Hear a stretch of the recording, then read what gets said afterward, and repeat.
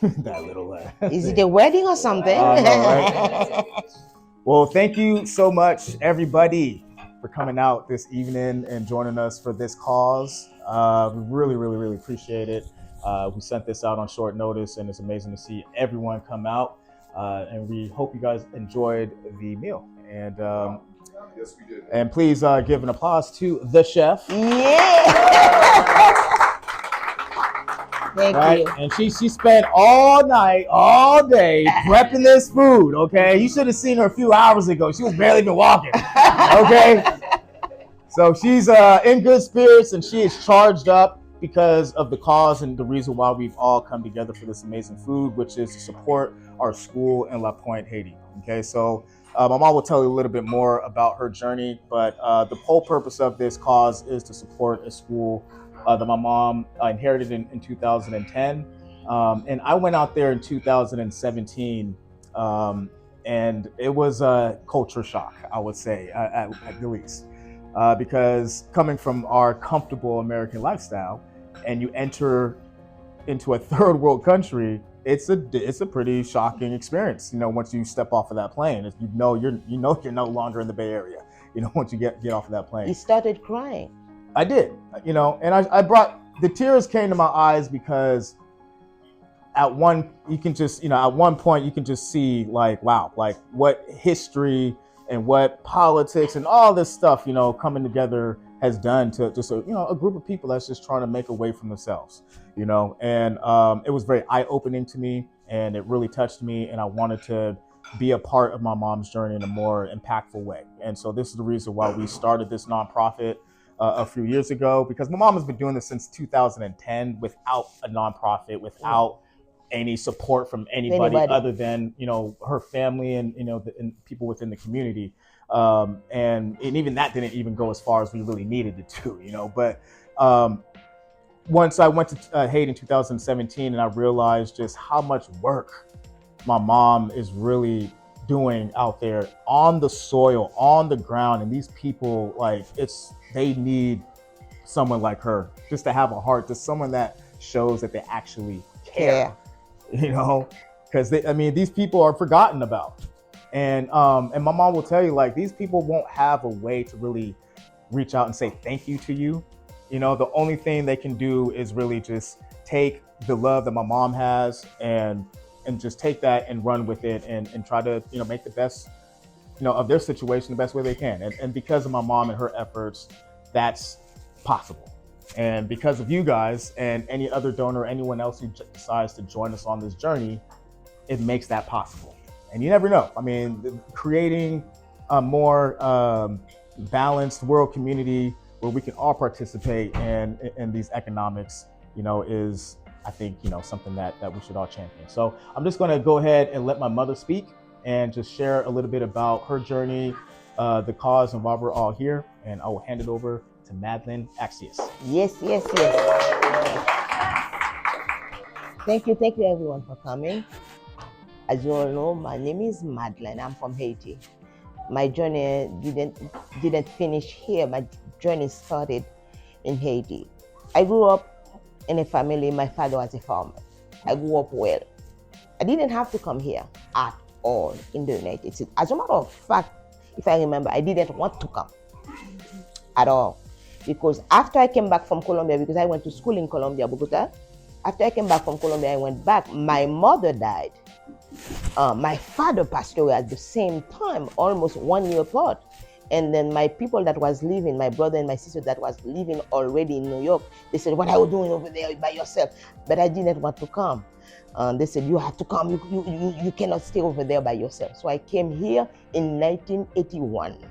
I got married here, have my son here. Marriage didn't last, unfortunately.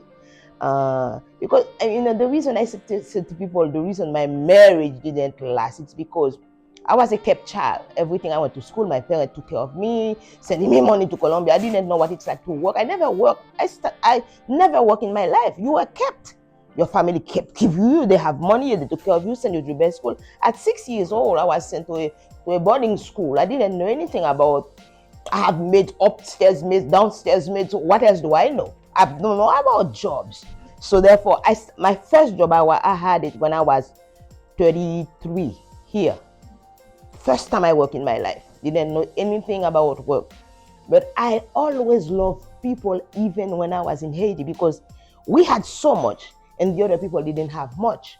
So I paid for school for those people that was in the same class than I. And when I was going to school in Haiti, I paid for the school. I helped them any which way I can. And I know from the beginning that my heart was in helping people. And I didn't like the upper class because in Haiti you have classes.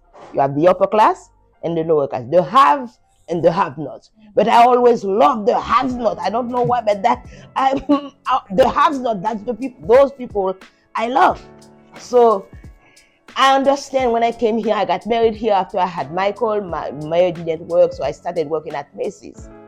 No, before that I had worked at Sears when there was a Sears. Ain't around no more. You gotta ask on how you talk, how you learn how to speak English. You guys. Yeah, but what else? What else? Because TV and then Soap operas. You know, no. The funny thing about me learning English because I have you got everything because we went to school. So you learn to speak French in school in Haiti. You learn to speak Spanish in school in Haiti. You want to learn to speak English. You have the basic. Here I practice. When I came, I started practicing because of this kid. I didn't have no choice because I was living with my brother and this one over here. Let me tell you, troublemaker. Let me tell you, I had to learn to speak English. I didn't have no choice at all in the matter. So as I started working, I worked at Sears, and after that, in 1986, they opened the Macy's in Cote Madera, and I went and applied, and I got a job over there. At the time, they were paying me $6.50. Can you imagine? Marin County, $6.50. But life was not as expensive as it is today, because we were living in that apartment over there. It was only $775, 3-bedroom apartment, two bedroom, not in the canal, over there in Terralinda. So in the canal it was $575 for 3-bedroom as well. Life was good. Yeah, it wasn't even Right. life was really good. I thought I have arrived. I'm telling you, my husband was an engineer. He was an architect and civil engineer. He's brilliant. Michael's father was brilliant. Unfortunately, he's no longer here. Unfortunately, our story is still being told. But me being who I was, I have that affinity for languages. I learn languages. I remember being in Colombia. I had to learn the language in 1 month because I needed to go to school. I didn't have no choice. French and English, those two, similar. So if you know French, so you will learn Spanish very, very fast. So I did that, and then coming here, I'm with my brother and having those kids, and life went on. After Macy's, my sister and I, we opened our own business because we are business-minded people. We opened our first store, 4th Street. We opened a second one, again, 4th Street, right across from Macy's. Then Macy's was no longer there. There was no traffic, so we have to shut it down. Things have changed, my goodness. Macy's was no longer there. We had to shut that thing and then open another store in Novato. And then life happened again. Things start happening. My sister wanted to move back to Haiti. My sister got married, so we shut that thing down as well. But at the time, I was doing well, working very well, making big money. I'm telling you, I was doing really well. But it wasn't my calling. There was more God wanted me to do. Because I went to school and became a minister. I'm a pastor. So as I become a minister, I understand what my calling was. It wasn't for me to come here and enjoy life and making money, buying BMWs, living la vida grande. That wasn't the thing. That wasn't my calling. So I realized I was traveling, going to Europe and Africa. I was everywhere because I had the money to do it. So after that, I realized what my calling was. In 2010, what the Lord did, the Lord removed everything from me. bare naked, no houses, no cars, no nothing. I lost it all, everything. If you want to believe it, believe it. Didn't have nothing, no cars, no nothing. I was staying with a friend. Me, living la vida grande before, now not having anything, but it was for my own good. It was for my own good, so I could find me, and my calling, what I needed to do for the people in Haiti. Because my plan was never to go back to Haiti to do what I'm doing right now. My sister was, but not I. So when the Lord did that, in 2010, the earthquake hit Haiti, and then a few of us that lived there wanted to go back to help. So I went back, but I didn't think I was going to stay. I went back because we were from there, and so I went. And then all of a sudden, I had a cousin that had that school, was about to close the school because of illness. He was sick.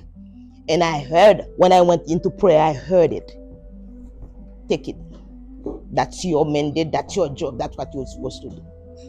And believe, I embraced it. I embraced this. So come on in. You stay, Michael. Come on in. Come on in. I embraced it. And then when I embraced it, when I found the school was 46 children. Bad neighborhood. Very bad neighborhood. And as I'm telling you, not everything is good in Haiti, but where I live, we have. I cannot. Sometimes I'm ashamed to say it, because people, the disparity between the haves and the have-nots, it's still going on for me. I live in a big mansion, and you see those people that live right across from me in the other side and living the way they live, because my father left us a lot of stuff. The land, my house is on 6 acres. The house that we have right now, and the house that I grew up is right across another 4 acres. So we got stuff, and those people right across from me have nothing at all. That's where the school was. And then I have a cousin that lives in Florida, and I call him back. He had a house in the same street where I live, where my big mansion was. And I said, okay, I need that house, because the Lord told me to get the school. I needed to put the school in a place where people will respect this kid. I can give them something that they never thought they will be able to have. Like water and good bathroom. Because people in Haiti, not everybody have the kind of bathroom that you have here, guys. You know what I mean? We go into the bush. We do our business into the bush out there, or we have that little house where they put that little thing in, you know what I mean. So therefore, at the school I have everything. I have the water, I have this, I have electricity, I have everything. It was dirt, from the yard was dirt. I called people, they gave me money, and I cemented the whole thing. And by the time I was done with the school, I have 250 children. And everybody was happy. I have the teachers that I'm paying. I don't even know how I did it. I think after that I developed a high blood pressure and all kind of nonsense. I swear, oh my goodness, it was tough, but I hung in there. The children love me and I love them. You should see those little faces. They come, you say, Pastor Madeleine, we love you, and melt my heart. And then what I did, it was a community affair. When I first started the school, most people didn't pay. But at the end of the day, I could not handle it. If they don't pay, I didn't have no one giving to me. So I had to make them pay a little bit. I gave them a 1 meal during the day, in the morning. Everybody got a meal. The teachers, they love it, because look at us.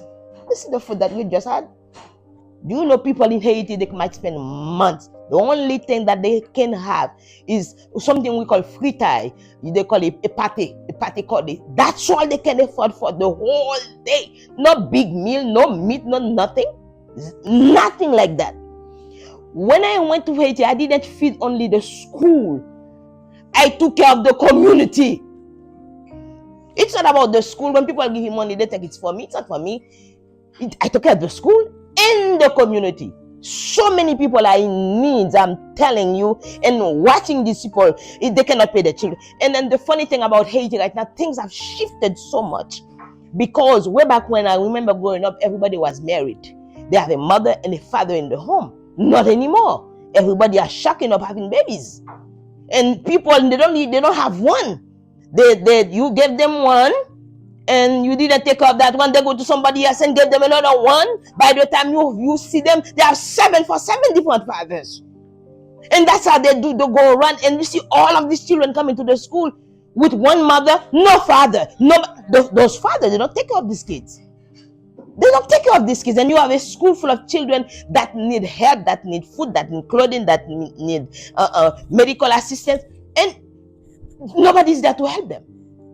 In Haiti, the hospital, we have a hospital in the town that I live, the only one for the whole place out there. If you don't have money, don't get sick, because the first thing they will ask you, where is your money? They will not take care of you if you don't have no money. So that's how I took charge of that school, to take care of those children and the community.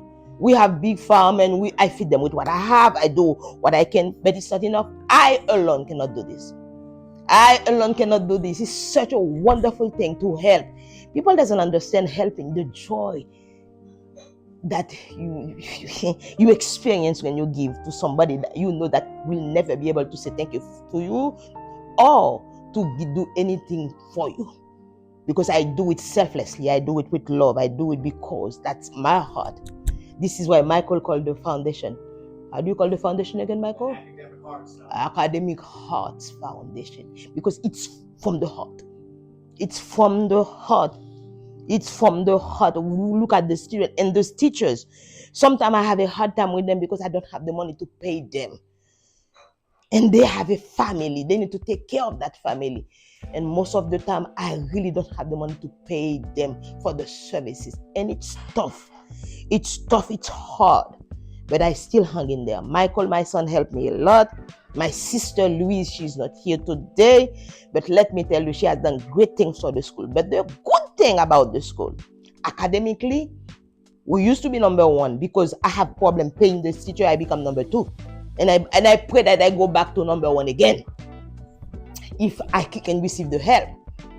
Academically, doing very well every year. All of my kids, when I send them to state exam, all pass, until high school, pass with flying colors. I implemented all of the classes they didn't have, civic classes, economic classes, this, that, and the other. And I don't want them to know about God. There is a God that is in charge of everything. I said you cannot do this thing without Him. If you don't have God in your life, believe me, all of your work are in vain. So you need God. And I implemented all of these things for them. And they are taking that and they are running with it. This is why today, if I can only find 20 people that give me $100 a month, $100 a month, 20 people, I could at least pay the teachers for now. Because what I did last year, I revamped the whole thing. I fired all of the old teachers. I removed all of the bad children that was in the school, giving me trouble, having headache all the time. I send them, I said, go back to your parents, because I cannot deal with that no more. And I got new kids, new teachers, new directors. And I'm doing what I know how to do. I already paid the month of October. I already paid the teachers the month of November. Now I need to pay December and forward. 20 people with $100 I can pay, because I need at least $2,500 every month to pay those teachers. $2,500 every month to pay those teachers for now, because I don't have as many children as I used to have. And a lot of them came here. There was that parole program Biden implemented. A lot of children have left. A lot of the teachers have left. A lot of parents have left. And I have quite a few children. I think I have 50-something children right now, but I still need to pay the teachers. What happened last month as well? Last month, we were devastated by a flood. Exactly where I live. See what happened to LA? It's nothing compared to what just happened in Haiti in December. It's not in the news. We'll never know about it. It went for 2.5 months. December 20 to 2.5 months, non-stop. That's how it is now, because of whatever going on in the atmosphere. Something is happening, because I didn't grow up like that. It was never like that. 2.5 months, non-stop. December 23rd coming to December 24th, when people were ready to celebrate Christmas, the heaven opened and water came down. I'm telling you, a Pointe, the town is Pointe, where I live is called La Pointe. I live in the suburb. The town is gone. Nothing is left. No, the commerce and everything. People lost houses. I lost children. They cannot come back to school because they lost their home. 100 people died. That was last month. And this is what I'm dealing as of right now. And the school need repair because I think water went into that school as well. And then, this is what I'm dealing right now as we speak for the school in Haiti. What I truly need is commitment. And, not everybody are willing to commit, but I'm a people with heart that when you give me something to do, I'm committed to the cause. And I pray that people will have that heart to be committed to a cause. Because your reward is not going to come from me, but from the one that gives rewards. I don't give rewards, he does. Because if I'm here speaking to you today, it's because of the thing that I have done. Cancer, twice, ovarian cancer.